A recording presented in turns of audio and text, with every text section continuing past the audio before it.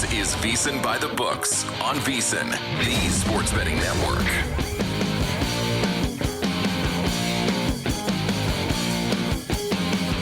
We begin hour number 2, VSiN By The Books. I'm Dave Ross here, downtown Las Vegas, Circa Sports. Jensen Lewis, our closer, back home in Cleveland, Ohio. Great hour coming up here. Mike Palm is going to join us here in studio in hour number 2, which means, Jensen Lewis, are you prepared for Palm's pressing 3 today? Yeah, and I think that there's some intrigue because we actually will have questions from Mike that he needs to answer. Does he know that's good? Does Mike know this, or is this we're flipping the script on him? Well, I think we have the element of surprise with us. Yeah. And Mr. Ness says, the element of surprise is half the battle. Let's think about what is all the battle. Let's take the fight to them, gentlemen. Thank you, Captain. That's Untouchables. Let's get to it. Hour number 2, our highlights and headlines. Help your bottom line with today's highlights and headlines. Oh, our producer Danny is very excited about this one. The Ravens have signed Derrick Henry, the king, to a 2-year contract extension, $30 million to keep he's got to be over 30 at this juncture, doesn't he? Of Derrick Henry, there in Baltimore, in Charm City. And I got to say, what a great signing by Baltimore last year when, he wanted to go to Dallas, if we're being honest about this. And Jerry didn't talk to him down there. It's not just Dallas that overlooked what Derrick Henry could do at this stage of his career. It's the rest of the league, if we're being honest. But Baltimore, John Harbaugh, they said this would be the perfect complement to the grade 8 in the backfield, Lamar Jackson, and it has worked out. What do you make now of the resurgence of the older running back? I did not see this coming on my bingo card, say, 5 years ago. Yeah, I first of all, the dynamic that he gave them last year was one that I think we can all agree took some of that onus off of Lamar Jackson and even more so gave him an ability to improvise even more than what he usually does. So just for comparative purposes here, we know Josh Jacobs from a total value of a contract is the highest paid at 48. The average right now is Saquon still at 20.6. And now Derrick Henry at this age, or at least this point in his career with the odometer that he has, this is really nice to kind of give those running backs looking for that second big contract a real shot. And is he perhaps an outlier just because of his size and his physicality? And will we see that again? No question about it. But how he fits in that offense and what Baltimore wants to do, I don't know even if you put Saquon in that backfield, I think that he just fits so well with their scheme because of the quarterback, and it allows him to do so many different things one-on-one in space. You and I will be betting plenty of anytime touchdown parlays with him attached to it. So great news for Ravens fans and even better for Lamar Jackson. It is the largest contract ever given to a running back over the age of 30. That contract extension includes a $25 million signing, guaranteed money, if you will, in this deal. So it's 2 years, $30 million, 25 of that is guaranteed. So the King's going to be there for 2 years with good health. I will say this, too. Even if you go back to the Cowboy game last year where Baltimore came, remember they lost the first couple games of the year. They went down to Dallas and slapped around my boys in Jerry World. And you know that the big rig, the King, he was licking his chops to kind of get at the team that he wanted to play for. He was on record saying he kind of wanted to go play for Dallas last year, and I think that there was a little bit extra motivation. The way you mentioned the outlier part of this for Derrick Henry, I mean, I don't have the power to put guys in Canton, Ohio, but I think he's headed there. It's the way he takes care of his body. Like we've heard about the regimen. He doesn't eat until late in the afternoon. He said that maybe that's a little bit overblown. That maybe he does a little bit more food earlier in the day. But the point is, he's so precise about his body that at this age, where normally running backs, Jensen, once you hit 30, that's just like you are too old in the NFL. And he is flipping that narrative around. Do you think he's the ultimate outlier? Or do you think other guys can kind of say, hey, you know what? If Derrick Henry can do it, then if I take care of my body, the mileage on the clock and on the car here to keep running will not be as taxing as in years past.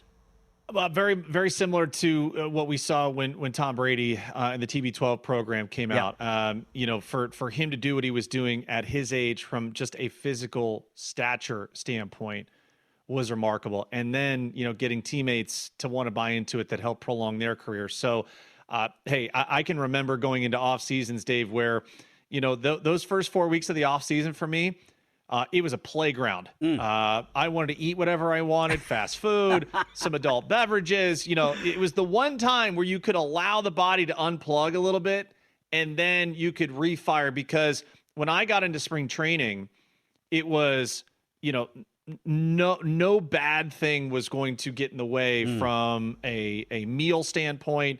Very, very strict on prepping the body to be ready to go.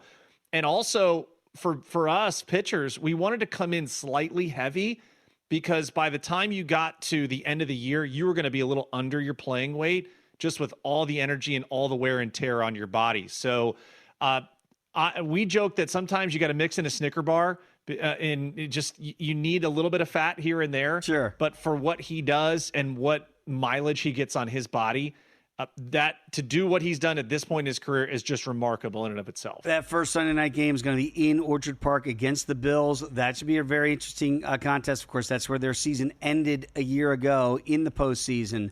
That win total sitting at 11.5. It is juiced slightly to the over at $1.15. And they are the short shots right there with Buffalo, plus 350 to win the AFC. The Chiefs in that big three equation are plus 370 before you get to the Bengals at plus 950 to win the AFC. So the Ravens, with Lamar, with Derek in tow, and you trust the train, you trust that brain power that you had there with John Harbaugh and company. It does feel like all systems go here there in Charm City this year. Did want to pivot very quickly to the PGA Championship. It's underway, and we've got our first guy reaching 2 under par, and it is the New Zealander, Foxy, Ryan Fox. He's out 2 under through his first 4 holes in the day. Luke Donald, he is the European Ryder Cup captain this year, coming up at Bethpage. Of course, captained the Euros to a victory over us in Team USA over in Italy a couple years ago. He's at 1 under par right now through 4. Alex Noren, the Swede, is 1 under. We got our first American under par at JT Poston through 2 holes. So, again, the big boys getting ready to tee off. In about 30 minutes here, we're going to get world number 1 Scotty Scheffler. Rory McIlroy, for all intents and purposes, feels like the best player in the world right now off his Masters win. And then, oh, by the way, Xander Schauffele, who won 2 majors out of the 4 a year ago. So I feel like he's the forgotten guy. You could still bet these right now if you wanted to. Scotty's actually been shortened to 4-1. Rory's down to 450 in the betting market right now before they've teed off here, which is interesting. Xander, you could have got him 22-1 yesterday, 20-1. That's the big 3 that are going to get ready to go. You see Bryson DeChambeau is the only other guy in single digits at 9-1 before he tees off, which is very interesting to me how much love Bryson's getting, but it is a big ballpark there at Quail Hollow. Rory had his press conference yesterday, and Jensen, it was very interesting to see Rory now that he is absolutely a made man, only the 6th guy in the history of the game to win all 4 majors. And he had a very interesting exchange, and I want you to hear it from Rory himself. And this is Rory McIlroy yesterday in the press room talking about why he didn't speak to Bryson DeChambeau. Remember, they paired up together in the final round on Sunday at Augusta. Here's Rory's answer to why he didn't speak to Bryson. Bryson said after the final round at the Masters that you barely spoke to him because you were so locked in. Just wondered your perspective on that and if you've had a chance to speak to him since that Sunday. I don't know what he was expecting. We're trying to win the Masters. I'm not going to try to be his best mate out there. Everyone approaches the game different ways. I was focused on myself and what I needed to do. And that's really all that it was. It wasn't anything against him or against it. Just I felt that's what I needed to do to try to get the best out of myself that day. Okay, a couple points of order here, counselors. For everybody out there listening, first of all, the question was phrased incorrectly because they said, Bryson said afterward that you didn't talk to him. Bryson was asked, did you and Rory talk? And he said, no, he didn't talk to me. He answered a question. He didn't volunteer information. So, Rory now is taking this thing going, what did he expect? I'm not going to be his best mate out there. It is a rivalry, Jensen. And the fact that they haven't even talked, they didn't go up to the range. You didn't see him this week leading up to it. Is this thing going to continue? Because it does feel like a real natural rivalry now between Rory and Bryson. I was, and I'll just go off personal experience. So from a gamesmanship standpoint, there were certain hitters that I did not like. How they carried themselves, how they reacted. So I would always try and make eye contact with them, and I wanted them to look down first before I got to the mound. It was just one of the psychological things of, I have you, okay, and if I need to run it into your kitchen, I'm going to do it. Just so you know, I'm here. We hear all the tales about Tiger Woods too, where, hey, you playing with him, there's already that, oh boy, I got to raise my game to another level. He didn't have to do anything. And so I think it's just difference of personality. We will find out a lot here in the first couple of rounds, how carefree Rory plays. Is that, behemoth of pressure off of him? Remains to be seen. But Bryson's not going to change. Bryson knows who he is, and he's going to stay the same. Anxious to see how this plays out. Oh, I love that, Jensen. I love that you have that in you, because I love that from an athletic perspective. And oh, by the way, you're right. Tiger Woods didn't speak to Tony Finau in 2019 when they played together either.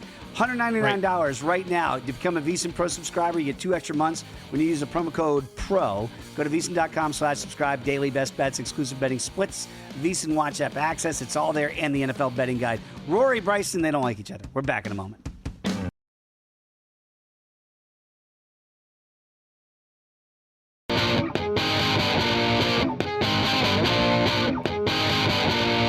You're tuned in to VSiN By The Books, right here on VSiN.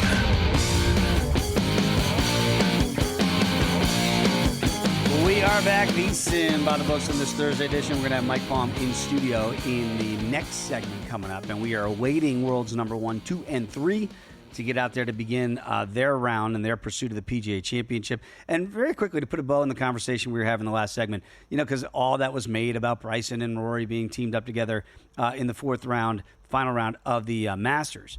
The Ryder Cup's coming up here in September at Bethpage Black in New York City.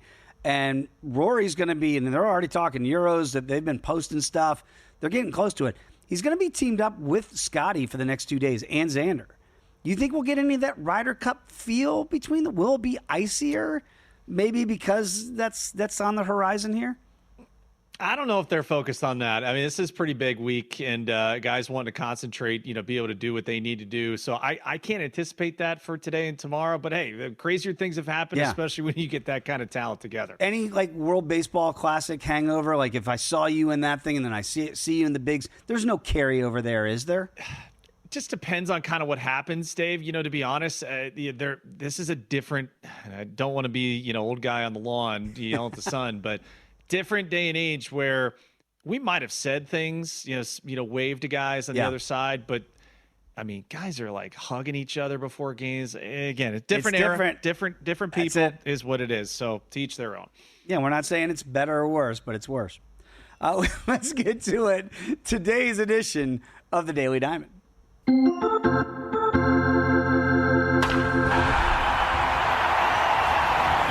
We had Greg Peterson on in hour number 1. He's looking for some runs today here between the Nats and the Braves in the ATL.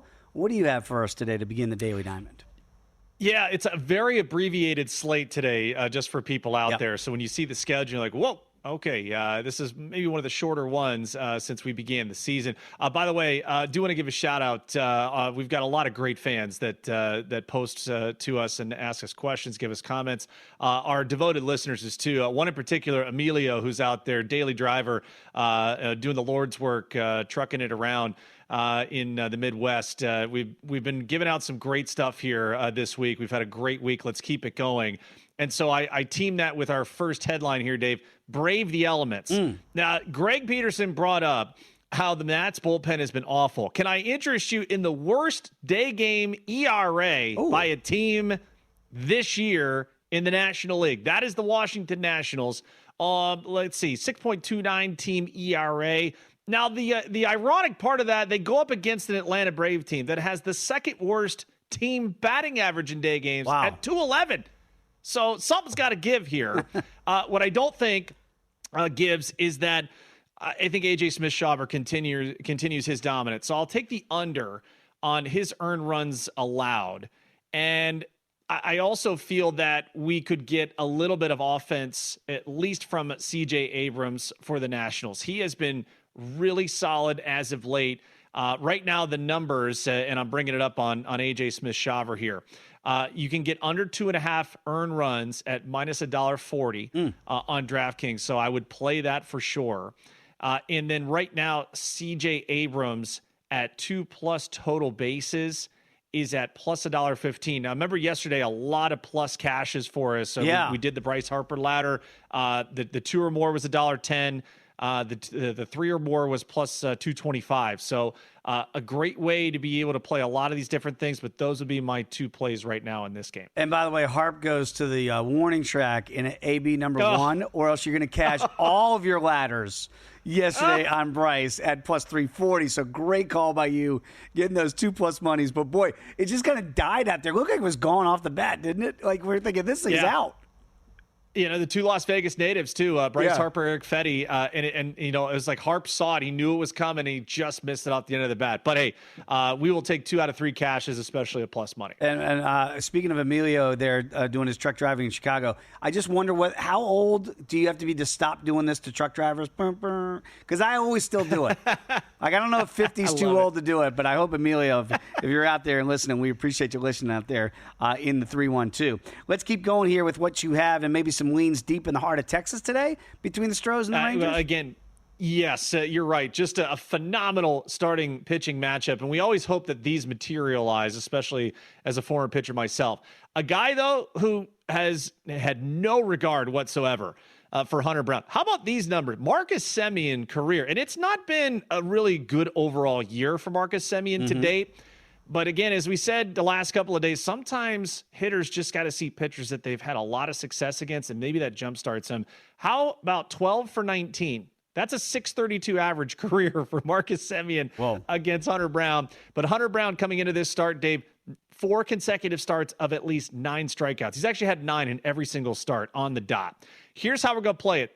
Marcus Semien and Adolis Garcia, who has also seen Hunter Brown pretty well, just doing a simple hit parlay. So to record a hit from Marcus Semien and Adolis Garcia, and then Hunter Brown, we almost got this across the line yesterday with Tarek Skubal, 7 or more strikeouts and under a half a walk. He did have 1 walk and 11 punch-outs yesterday, so unfortunate for that one. But here's how we're going to play this one a little bit differently. Okay. Hunter Brown, 7 or more strikeouts, and then we're going to go on the alternate under first 5. Okay, so under 5.5. Parlay Hunter Brown 7 or more strikeouts with the under 5.5 in the first 5, and that should get you to plus money as well. Okay, this next one has definitely piqued my interest, and you're really good at this, Jensen. You've got maybe some cross-sport action that you like here? All right, Titletown is in Green Bay. However, we love to have these little iterations, and why not do it with the schedule release yesterday and where we are in Major League Baseball as far as the standings go. So here we go. For you New York fans out there, we did the Yankees and we did the Buffalo Bills, both to win their respective championships. That's a nice 71-1. Oh, that's a great ticket. That's not bad. That's not bad. How about the LA Dodgers and the LA Rams? That one, 81-1. Now, as we move farther down, these are the ones that kind of blew me away. The Phillies to win the World Series. The Eagles to repeat as champs. 96-1. Okay. The Tigers, your best team in baseball right now. And the Lions at 120-1. And then if you think Patrick Mahomes and company come back and they do it for the swan song for Travis Kelce, and the Royals find their footing, which we both hope they do. Oh, my goodness. 262-1. That's pretty juicy. And then I'd be remiss if we did not bring up your Cowboys, my Browns, the Rangers, because they're basically next-door neighbors there for the Jerry Dome. The Rangers and the Cowboys to win, That's over 1,400 to 1. And then, I mean, there would be signs if this happens, Dave. I would still do the show. I would.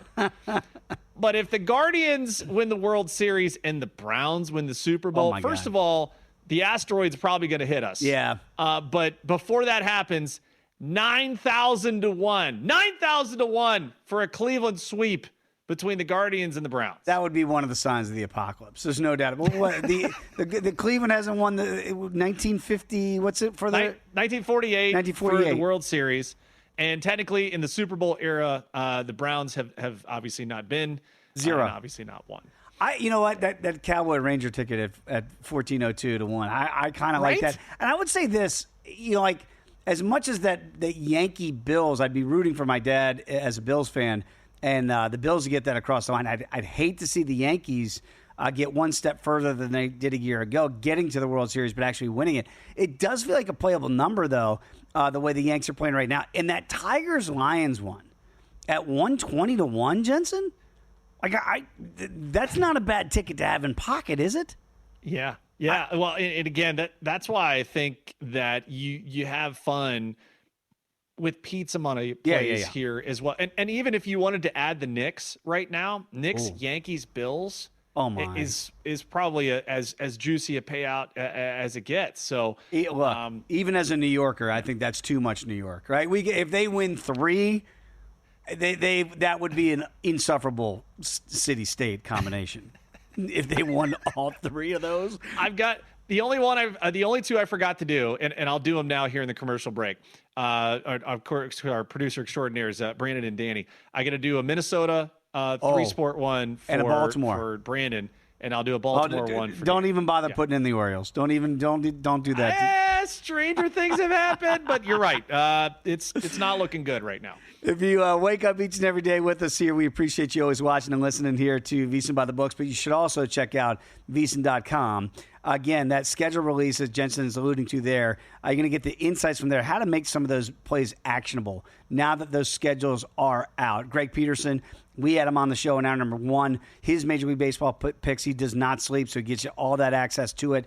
The Thunder and Nuggets tonight. Nuggets going to try to stave off elimination. We'll get you to those best bets. Plus, coming up this weekend, the Black-Eyed Susan Stakes there. Jonathan Davis has got his NHL props and picks. And Berkey's got you covered here with his Major League Baseball best bets. So, again, 14 months of VSiN Pro for only $199 right now when you use the promo code PRO. And check it out at VSiN.com/subscribe.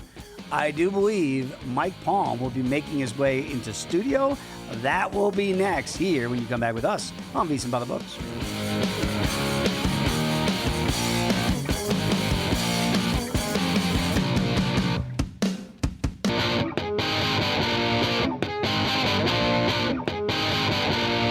You're tuned in to VSiN By The Books, right here on VSiN.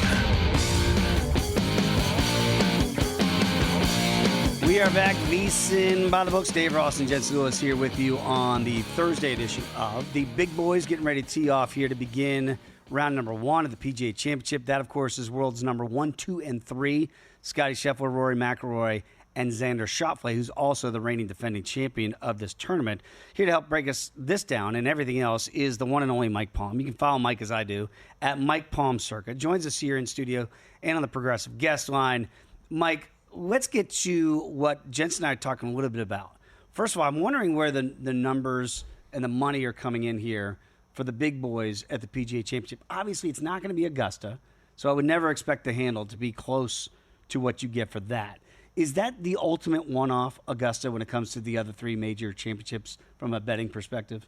Well, Dave, I'm interested to see year over year the right to this tournament because I want to see if we're going to get this Masters lift on the other majors, right? The Masters was so compelling, and, you know, we saw people out at public golf courses in record numbers the week after. We saw right on the Heritage go up. Yeah.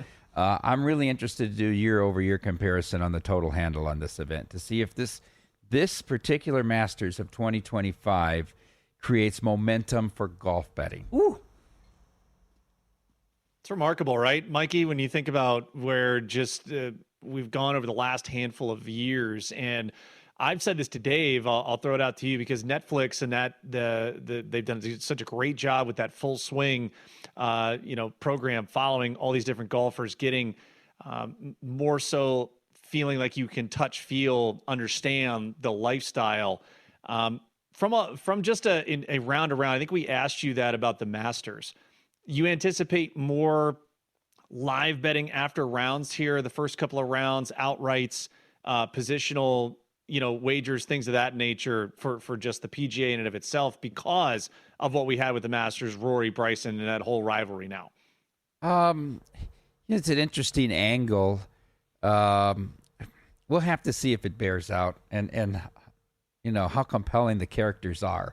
I think that has a big deal to do. Are they likable? Right? I don't think we're going to have Pat Reed lead us to the promised land or anything like that. Right? So it comes down to that. I mean, the charisma has a lot to do with it. He's signing autographs these days, Mike. He's trying to change his tune a little bit out there in the tour. I always think it's a red flag if your parents don't care for you. That's just me. By the way, who are you guys rooting against here at Circa this week? Is it the big guys? I mean, I got to assume you're still, when you see the numbers as short as they are on Rory and Scotty, right? And I know Bryson was the last single-digit guy that you had here at Circa. I think he was down to like plus 775. I saw yesterday here when I came in and checked the big board, which surprised me that so much money feels like, or at least the betting public trusts Bryson that much to make him single digits. Are you guys just rooting against that big three? Well, I mean, I'm looking at it now. It looks like Morikawa is the worst result for us right now. Wow. So the big three are not in the top 5 of liabilities here. Wow. Rahm's a little bit. I get it. He's pretty long. But and I know people who are fading Morikawa in some of the matchups. So I'm just looking at the win right now. I'm not looking at all the other markets. When Jeff Davis gets in, he'll put that together for us. So I'm just taking a little. Justin Rose is taking some money as well here in Cantley. So those are the ones I'm looking at off the top. I've got a ticket on Cantley, Mikey, Jensen. Yeah, and I know that we've got Ryan Fox, by the way, out to the early lead, 3 under here. Jason Day at 1, Matt Fitzpatrick 1 under, Rasmus Højgaard, Minwoo Lee, who I've got a little long shot ticket on at 1. Speaking of long shots, Mikey, let me flip sports on you here, and I know our production team has this tweet from Bob Nightingale up. You and I very intrigued by Pope Leo here as devout Catholics. We have now had a shift, and I don't know if it's divine intervention or not, but anxious the results for you guys now that the White Sox, Pope Leo's favorite team, and the Cardinals, not those that elected Pope Leo, but those that are on the field here. Right now, their records seem to be just heavenly for what they've done. What do you make of the White Sox and the Cardinals since Pope Leo has seen the white smoke? Well, I'm not sure about the White Sox, although the Vatican City Connect jerseys are fire, right? I mean, those are absolutely terrific. The Cardinals are doing a little bit with smoke and mirrors. It's like Stan Musial's mother said to him, you could have been Pope. You were the greatest Cardinal of all time. But, how about Nola? You give Nola a 5-run lead. I mean, this guy is incredible. I mean, you would think you had that game locked up early yesterday. He's let's see, upwards of the last, 2 or 3 years, Mikey, I saw a number on this. He's allowed over 70 home runs in the last 2 or 3 years, I believe, over a 6 ERA. Dave Dombrowski has got problems. Okay. This was a rotation where they extended Wheeler, and thank God they did now. Getting Luzardo is all of a sudden going to be massive considering what Nola's done here. I told Dave this early. The diminished fastball velocity was a real red flag to me. I thought, okay, let's give him 3 or 4 starts, see if it kind of ticks up. No, sir. They're going to have to go find a starter at the deadline, and I don't think that was something they were anticipating doing. I've always said Aaron Nola's the guy. If you score 2, he gives up 3. If you score 5, he gives up 6. I'd be interested to look at his numbers in shutdown innings. In half innings after the Phillies score, I think they're atrocious. He's really, really bad. Jensen, I was disappointed. I was sitting here in the book watching the previous segment with your city-state stuff with the cross-sport parlays. I thought you were going to talk about Athens and Sparta, but how could you leave out Minneapolis? I mean, what are you talking? I mean, you're sitting sitting on top of a T-Wolves, Twins. Oh, wow. Vikings, maybe you could even put the 3 in there. I mean, the T-Wolves are the first Minnesota franchise to reach a conference final in consecutive years since the Vikings in '76 and '77. And how about the fighting Bull Delis? I mean, you go in yesterday, you can't even get 5 out of remote control Ober. You use all your A relief staff in the first game. Sisters with Voices gives you nothing in the second game, Simeon Woods Richardson, and you rally to win that game. Bull Deli can't do anything wrong. Hey, Twins, hottest team right now. They won 10 in a row. And I did. I said at the end, I said going into the break, I would construct this parlay. So here you go. Vikings are 30-1. T-Wolves now plus 550. And the Twins are 30-1. Ooh. That is a cool 6,200-1 championship parlay for the Twin Cities. So I'm right with you. I don't hate it. We are burying the lead, gentlemen, though, because now that the NFL schedule has been released, we've got win totals here at Circa. Mm-hmm. They are out. Okay? Excited. All right. I am so excited for this. We've been waiting for this, Mike. Have you taken, seriously, have you started people going to the window already on these now that they are up? And I'm looking at, Oh, yes. Right? They're running. We've just been waiting for them to go up. That's it. But the schedule's a big part of it, right? I mean, because everybody can look at each team's schedule and find either spots where you think this is really good because it's a bad spot for the opponent, or it's really tough for that team. I have a question in the pressing 3 that's sort of related to that for Jensen, but it's a key component in putting win. Everybody's the draft. I'm kind of tipping off the question, but is it really? I think the schedule is as important, or maybe more important, when you're constructing win totals. You put America's team at 7.5. That's what other books had. It is slightly shaded here to the over at minus $1.15. Have you seen any tickets come in yet on that? We've seen a couple unders. People are waiting for the alt unders, I think, though, on Dallas. They're waiting the for the under. 6. I think they're really waiting. To the window on the under? What are they doing, Mike? Derek made a comment the other day about will Eagles, but we didn't know the rest of the schedule. We only knew Eagles-Cowboys opener. Will that game be used in Survivor? And you said, well, will the Eagles be a part of the holiday schedule? Because that will affect. Because he says, well, the line's 7, but what's the line going to be? 6, 5, and I said, how about 9, 10, and 8? I mean, do you think this number will be 7 when we kick off? Higher or lower for the opening game of the NFL season? Jensen, something you and I have talked about. I think it's going to get lower.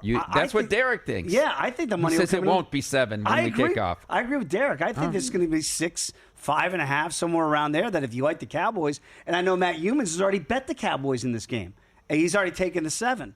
So he's got that in pocket. I'm stunned to hear that the people are betting the under initially. You are? Yeah. Why? Because I want to bet the over. Why? Because they might be the one team that has to win the East because it's rotational for 22 years. Yes, it's happened That's every the year. basis of fading the Eagles is that nobody repeats in the East. It hasn't happened in 22 years. It is insane. So are you seeing any other, besides the Cowboys and the NFC East, any other tickets coming in that they feel like maybe some mispriced win totals? Little under on the Vikings money coming in. Although I thought, you could argue their schedule either way, I guess, right? Yeah. I don't know. I mean, I think the second week when you play, I know they're back-to-back, but you don't have the big travel against a team making big travel. The second week should be advantageous in the UK for them. Yes. And so they only play 7 true road games, and you get some of these cold weather cities earlier in the year. I thought the schedule was okay. I tell you what, though, the schedule makers are really hoping the Bears are good, right? And the Vikings are good, because they get a lot of primetime games for teams that are picked 3rd and 4th in their division. We can flex some of those out, can't we, boys? Do the Lions get any? can. I don't know, a local team. That's a great precursor to what's coming up next, because it is Palms Pressing 3 when you come back with us right here on VSiN By The Books.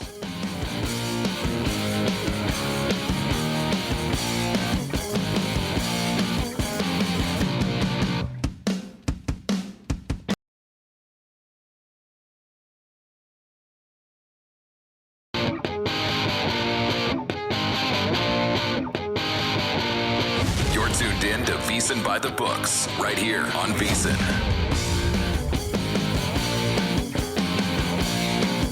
We are back. VSiN By The Books. Dave Ross, Jensen Lewis. We do not play favorites, nor do we get the ratings told to us. But I would say it's one of the highest rated segments that we do here on VSiN By The Books. Without further ado, it's time for Palms Pressing 3. Pressing?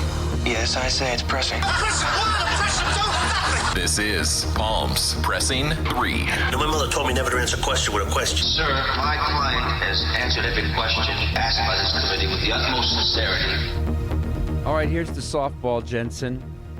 The A's clearly hate home cooking and love room service. They are 14-8 on the road, Jensen, just 8-13 at Sutter Health Park. Additionally, there have been multiple A's players complaining about their new home and having to play 81 games there. Apparently, it pales in comparison to the palace that is Oakland Alameda County Stadium. Beyond facilities, though, there's also the mental aspect of playing on the road, where we find some teams, especially when struggling, seem to tighten up at home due to the added pressure to perform in front of their own fans. Jensen, from your experience, did you personally prefer the energy and support of playing at home, even during tough stretches, or did you find the freedom of being on the road, where a poor outing might draw less scrutiny, allowed you to play more relaxed and stay focused? And did the majority of your teammates feel as you did? Great question. So I had to check the numbers here, Mikey. Career 3.13 ERA for me at home between Jacobs and Progressive Field. So home is where the heart is. My entire family was born and raised in Medina, Ohio, which is about 20 minutes south of downtown. So it was more about making sure I got all the tickets in for when family and friends wanted to be there. Can I interest you in a couple of great road ERAs here? The friendly confines of Wrigley Field, a 0 ERA, 0 ERA at Safeco. The famous Oakland Alameda Coliseum, a 0 ERA. Where did I give up runs? We're still on the loose here, Felix PA is, for a pimp job home run in a meaningless game from Camden Yards. House of horrors for me there. PNC Park, no bueno. And Detroit, Old Comerica, I had a 10 ERA in 9 games. The Motor City was not kind. And I blame both Maglio Ordonez and Miguel Cabrera for many sleepless nights there in Birmingham where we stayed. So we've had the good, the bad. Chicago was very nice, though. 3.18 ERA in 11 outings there at U.S. Cellular. So, again, good, bad, indifferent in most of those places. Well, that's a tough middle of the lineup when you got Mags setting it up right there against the Hall of Famer. By the way, the A's plus $1.70 today against the Dodgers. You got to lay over $2 here if you want to back LA. Jensen, on Monday night, the Padres were leading the Angels 5-3. I needed the Padres money line to complete a nice parlay. And with one out, Roberto Suarez gave up a single and then proceeded to walk 4 consecutive batters. Jensen, this is not question 2, but at any point in your career, did you walk 4 consecutive batters? I think I did in Double-A. I got booed off the field at home. I did have an all-timer where on my birthday, which is tomorrow, I was in Cincinnati and I walked Adam Dunn to walk in the winning run. So a walk-off walk. And then I was headed out with my friends from high school who conveniently at the bar we were going to had them play on loop the walk where I walked in. I got a standing ovation every single time that they played that. So wow, been a part of a few of those. What are friends for? Moments. That's what friends do. Those are real friends. Those are your real friends. That's what friends are for, as Dion told us. Okay. Question 2, which is the one I tipped off in the previous segment. The NFL released the complete schedule last night. In your opinion, which has a bigger impact on the number of games an NFL team wins in a particular season? That spring's draft or that year's schedule? I've always been a proponent of the schedule in the front-loaded nature of it because that's usually when everyone is healthy. And so kind of diagnosing a couple of places. Like I looked at Tampa Bay. And my initial reaction, Mikey, is always to the Circa Survivor and how I would start mapping. I even told Dave, I was like, as soon as I saw Thanksgiving and Christmas, I'm like, holy hell, how are we navigating those 2 weeks? I looked at Tampa particularly because they start both games on the road in Atlanta and in Houston and then come home against the Jets. That was an interesting stretch for me. Also, Buffalo not having one West Coast trip overall was really a spot where I'm like, okay, where could I use them? And then Cincinnati, because I think Dave and I are very high on the Bengals. Now, what will they do here with 3 road games in the first 4? And again, Joe Burrow has had his troubles against Cleveland, so maybe a mini sneaky survivor spot if you're going to play the Browns because you can't really play them anywhere else. That might be the spot to do it. So, yeah, absolutely the schedule over the draft for me. I will say this, too, about the Bengals. It's been the house of horrors to begin their season in Cleveland. And when I saw this schedule release, I thought I've already been eliminated from Circa Survivor. I think, interestingly, the week 1 team most used will be Denver hosting the Titans. Yeah. Do you agree That's with going to that? be very popular, yes. I think that will be the popular. Derek said Washington against the Giants. I said people don't like to use divisional games, though. You shouldn't. Right? The familiarity. I think that's a big no-no. Right? Yeah. It increases the variance and decreases the difference. Okay. I came up with this the other day because I was asked this question. I want to see if you agree. Connor Hellebuck is about to win his 3rd VSiN trophy as the NHL's top goaltender. Yet he is 1-9 in his last 10 playoff road starts and has given up an average of nearly 4.5 goals a game.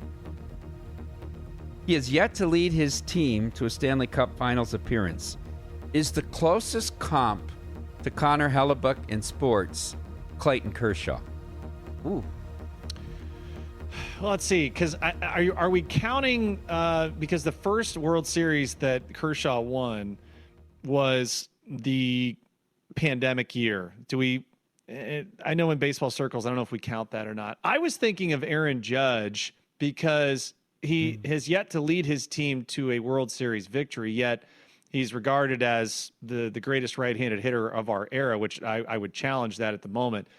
I'll tell you, Mikey, I'll ask you. I'll throw it back to you because I have benefited so much from fading Hellebuck on the road. I have backed a multitude of puck lines for him when he has been the road goaltender. I am backing the Jets at plus 220 on the puck line because they're back home. You asked me about playing home and road. I don't think I've seen a starker contrast of a goaltender, home and road, than what we've seen with Hellebuck, at least in this postseason. It's amazing, and you're right. I mean, you can every road game. What I do is I bet the opponent in regulation and over 2.5 goals for their team total. You can almost bet 3.5 would have finally lost, but you could have bet 4.5 every game at plus 3 to 1. You know, it's quite remarkable. That's an interesting comment about Judge being the greatest. I mean, you mentioned Ordonez. I mean, I'd throw an argument in there too. I mean, I don't know if we have the sample size long enough either. I compare it because 3rd Vezina, Kershaw won 3 Cy Youngs. Okay. And I throw out that the pandemic is a little different, right? I mean, we had the Dodgers execs in pitching some advertising with them, right? And the this and that, and Shohei wants to run it back 9 times and all, you know. And I said, good luck without Walker Buehler. That's all I said. I mean, he was the biggest factor in both World Series wins. All right, with Hellebuck getting this 3rd Vezina, can I make a comp here, an old school comp? Sure. Danny White, quarterback the Dallas Cowboys. 3 road, though, Dave. They were on the road. I know, but the 3 straight NFC title games. I get it. Right? Didn't win any of those. I look at him more as a punter. He was a punter quarterback extraordinaire. And a good coach in the Arena League. Yeah. Right? He had great good success. I just think people always forget that they went to 3 straight NFC title games, 80, 81, 82, and it wasn't Roger Staubach. He retired, and Danny, so close, but couldn't get it over the hump. And again, the Dwight Clark catch changes everything. To me, it's the greatest game of my lifetime. Really? The most important game of my lifetime. Joe Montana. Because it was the seed change in the NFC. It was. It became the decade of the 49ers, right? And sort of the decline of the Cowboys as they continued to lose. It had my, on the radio call of that game was Vin Scully. Oh, my goodness. Everything about that game was something very, very special. I watch the replay anytime it's on. I turn it off. Hellebuck, by the way, can still keep getting the ball to Ron Springs. Everson Walls too. It's again, Hellebuck can still change his fortunes here. Danny White, sadly, it's done. Yeah, he could, but I don't know if he can this year because he'd have to win a road game now. But they're going to win. He's in a spot where they won the President's Trophy that he could have not won a road game, and they still won the Stanley Cup. Do you like Jensen's play tonight? Getting over $2 at the. Well, I did something similar to Jensen, but I was a little safer. I've got Hunter Brown over 2.5 strikeouts and under 9.5 in the first 5. I did some heavy odds. Like that, yeah, love that. Mike, appreciate you being in as always. By the way, you got to come out to Circa if you haven't come out here. Seriously, this is an unbelievable deal. that Derek Stevens has going on right now. It's a $400 all-in price. That's going to get you 2 nights, $100 dining credit and beverage credit, and a day-bedded stadium swim. And those it's going to include those fees and the resort fees and taxes. So check it out today, circalasvegas.com.